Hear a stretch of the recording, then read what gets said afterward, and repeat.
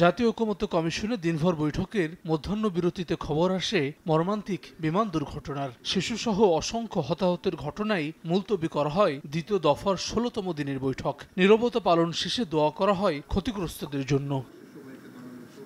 এর আগে বেলা ১১টায় শুরু হয় সংলাপ। আলোচ্য সূচিতে ছিল প্রধানমন্ত্রীর একাধিক পদে থাকার বিধান এবং রাষ্ট্র পরিচালনার মূলনীতি। অংশ নেন বিএনপি, জামায়াত, এনসিপি সহ ৩০টি দলের প্রতিনিধিরা।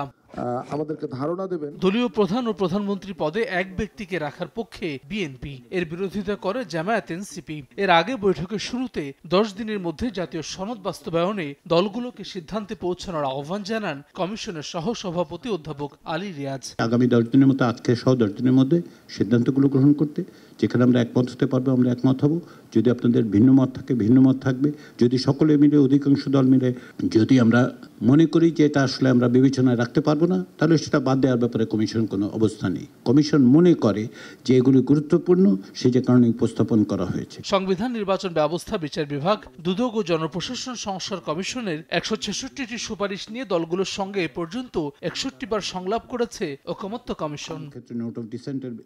হাসান ওয়ালি, সময় সংবাদ, ঢাকা।